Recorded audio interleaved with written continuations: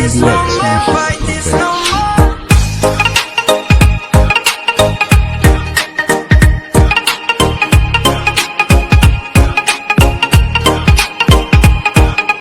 Selamat pagi dan shalom untuk kita semua. Baiklah, terima kasih kepada Bapak Ibu dan teman-teman yang sudah meluangkan waktu untuk menonton video saya.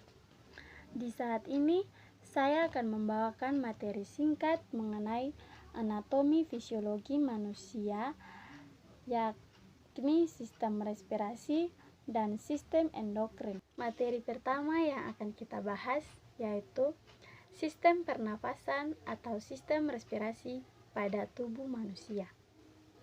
Sistem respirasi atau sistem pernapasan yaitu sekumpulan jaringan organ yang membantu tubuh untuk bernafas.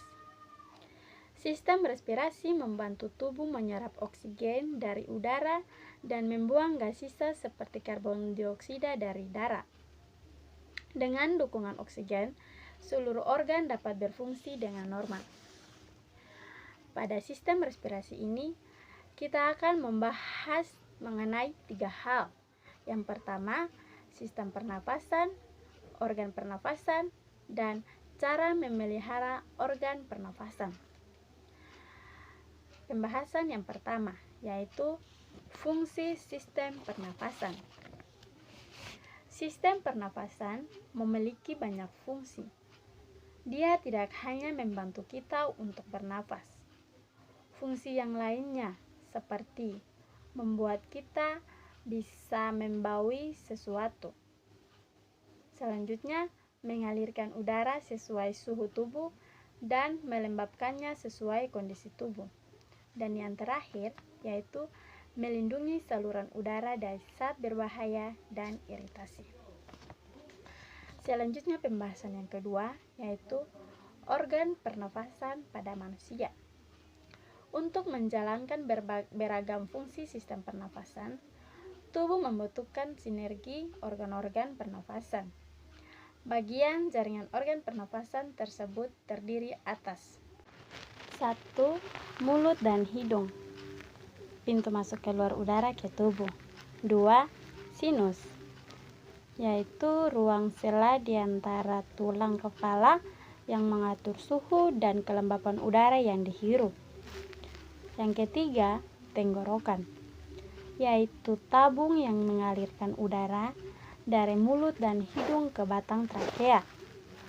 Yang keempat, trakea, yakni bagian tubuh yang menghubungkan tenggorokan dan paru-paru. Yang kelima, tabung bronkial, yaitu tabung di bawah tenggorokan yang terhubung ke paru-paru. Yang keenam, yaitu organ yang mengeluarkan oksigen dan memasuk ke seluruh tubuh atau paru-paru. Yang ketujuh, diafragma, yaitu otot yang membantu paru-paru menarik dan mengeluarkan udara. Yang kedelapan, tulang rusuk, yaitu tulang yang mengelilingi dan melindungi paru-paru. Yang kesembilan, alveoli, yaitu kantong udara kecil di paru-paru sebagai tempat pertukaran oksigen dan karbon dioksida. Yang ke-10, bronkiolus, yaitu cabang dari bronkial yang mengarah ke alveolo. Yang ke-11, yaitu pembuluh darah atau kapiler di dinding alveol yang menggerakkan oksigen dan karbon dioksida. Yang ke-12, yaitu lobus paru-paru, yaitu bagian paru-paru berbentuk bulat, 3 di paru-paru kanan dan 2 di paru-paru kiri. Yang ke-13, pleura, yaitu kantung tipis yang mengelilingi lobus paru-paru. Yang ke-14, silia, yaitu rambut kecil yang berguna menyaring debu dan alergen dari saluran pernafasan. Dan yang terakhir yaitu laring. Laring yaitu organ berongga yang dapat mengeluarkan suara saat udara masuk dan keluar. Pembahasan yang terakhir pada sistem respirasi yaitu cara merawat organ pernafasan. Yang pertama yaitu hindari polutan yang dapat merusak saluran udara, diantaranya asap, bahan kimia, dan gas radioaktif. Yang kedua, kenakan masker jika Anda terpapar asap, debu, atau jenis polutan lainnya. Ketiga, hindari merokok dan terpapar asap rokok. Keempat, konsumsi asupan sehat yang mengandung banyak buah dan sayuran.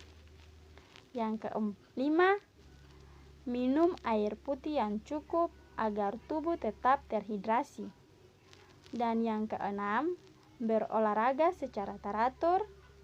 Yang ketujuh, cegah infeksi dengan mencuci tangan sesering mungkin.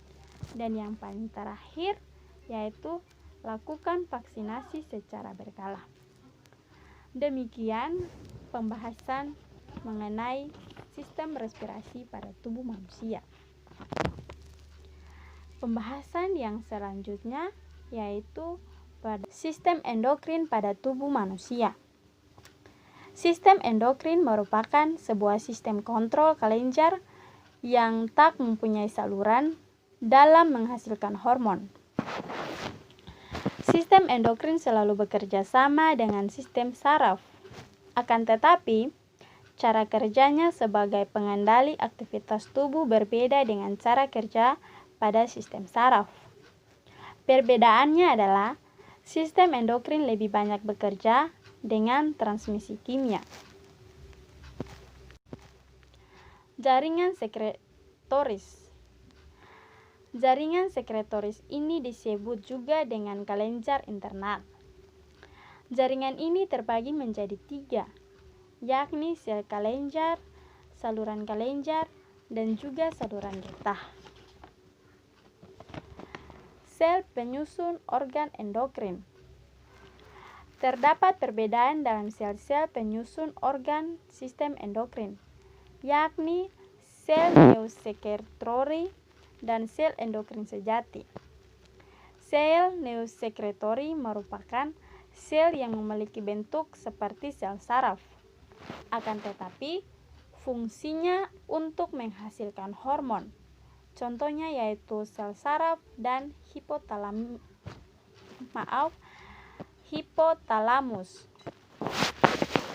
Sel endokrin sejati disebut juga dengan sel endokrin klasik, yaitu sel endokrin yang fungsinya benar-benar menghasilkan hormon dan tak mempunyai bentuk seperti sel saraf.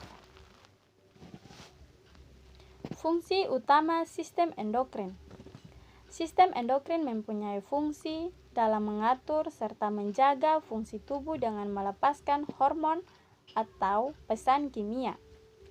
Fungsi kelenjar endokrin memproduksi serta mensekresikan hormon-hormon tersebut.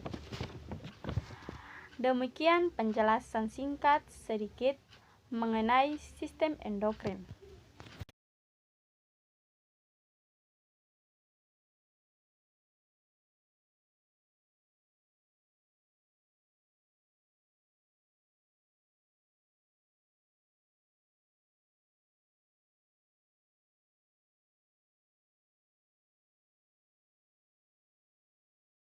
It's no more like this no more.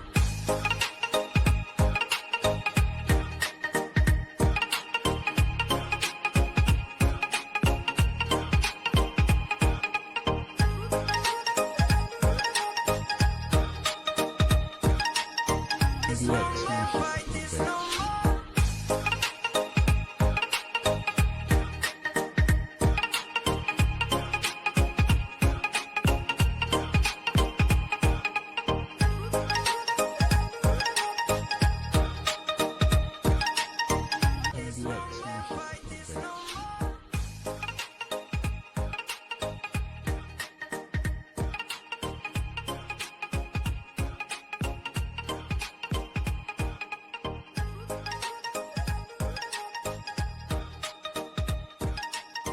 Let's mash it together.